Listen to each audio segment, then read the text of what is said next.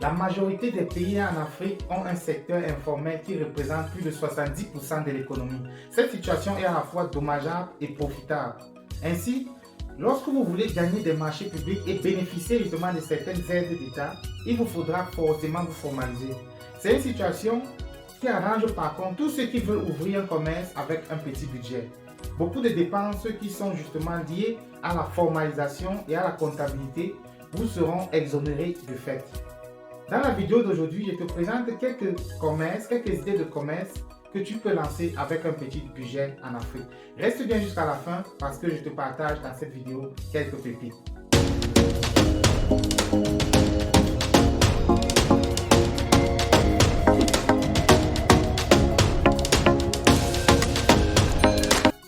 Bonjour et bienvenue sur ma chaîne. Moi c'est Alex, je suis expert en système de production et en management de la qualité. Ici je te parle de business en Afrique, de stratégie business pour t'aider à faire décoller ton activité. Alors si le sujet t'intéresse, abonne-toi et active la cloche pour ne pas rater les prochaines vidéos.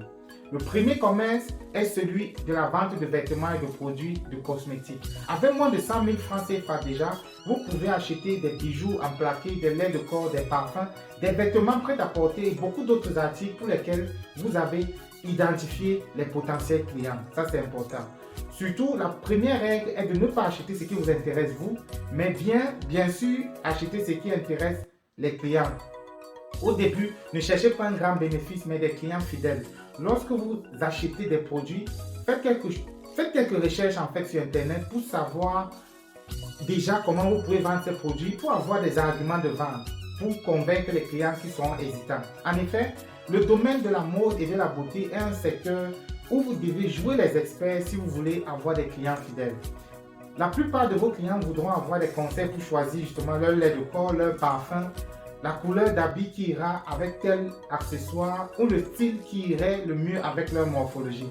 Si vous ne pouvez pas répondre à cette question, il vous sera très difficile de détrôner justement ceux qui ont déjà occupé le marché. Le deuxième commerce, c'est celui de la restauration à domicile. Avec moins de 20 000 francs, vous pouvez déjà commencer à rentabiliser votre passion de cuisine.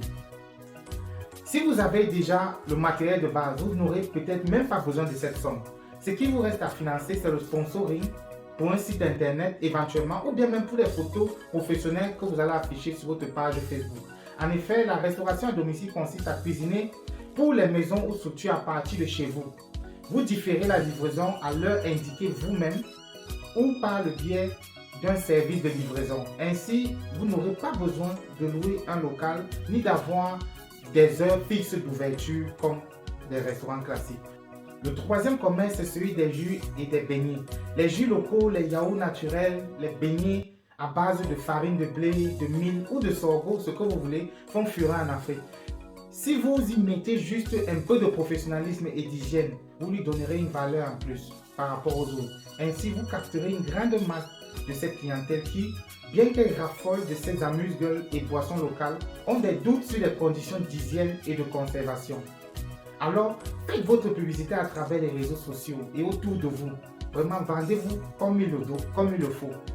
Cherchez des contacts au niveau des bureaux et autres espaces de travail, au niveau des salles de musculation et écoles.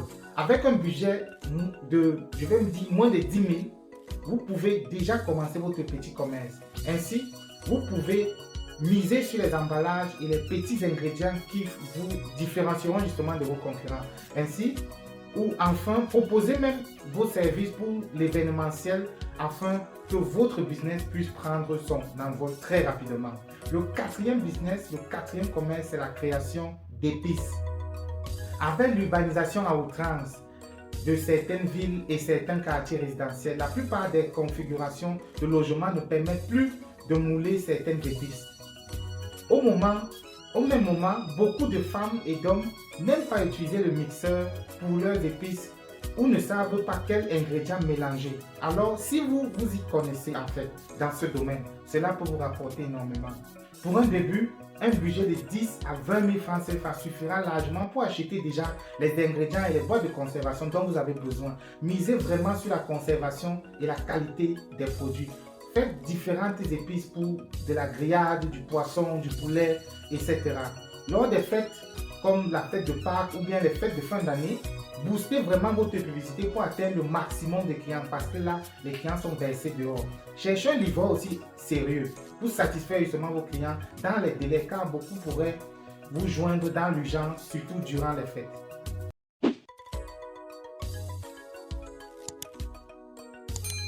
Le cinquième commerce, c'est celui de la revente en ligne. Qu'il s'agisse de friperie ou de prêt-à-porter, si vous passez du temps dans les réseaux sociaux, autant en faire un business. En fait, l'Internet est devenu un outil de facilitation et de propagande de toutes vos idées de commerce. Vous pouvez acheter des articles ou même nouer un partenariat avec un commerçant afin de jouer l'intermédiaire tout simplement. De ce fait, vous n'aurez pas à débourser le moindre centime pour acheter quelque chose, encore moins de stocker les articles chez vous. Tout ce que vous aurez à faire est de prendre de belles photos et de les publier dans vos différentes plateformes. Une fois que vous aurez une bonne réputation de fiabilité, de ponctualité et de qualité, le bouche à oreille fera tout le reste. Alors, si on vous parle d'un business à ouvrir en Afrique avec 0 francs, la vente en ligne vient clairement en tête. Le sixième business, le sixième commerce, c'est celui de la couture. Après l'alimentation, c'est l'habillement qui vient en tant que besoin prioritaire. Dans beaucoup de pays d'Afrique, les habits provenant des couturiers sont beaucoup moins chers que les vêtements des boutiques de marque. De plus, les styles africains sont moins industrialisés, même si cela change peu à peu.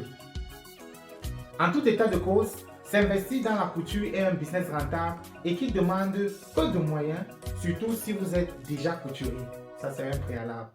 Ainsi, vous pouvez vous consacrer aux retouches et créations avec une machine d'occasion pour commencer. On doit bien commencer quelque part. Travaillez chez vous, ce qui vous évitera justement de beaucoup dépenser, par exemple dans les charges locatives et autres frais de déplacement. Nous sommes arrivés au terme de cette vidéo qui j'espère vous apportera un plus. Si le sujet t'a plu, alors mets-moi un pouce bleu pour m'encourager à faire d'autres vidéos avec un contenu similaire. Et sur ce, on se dit à très vite.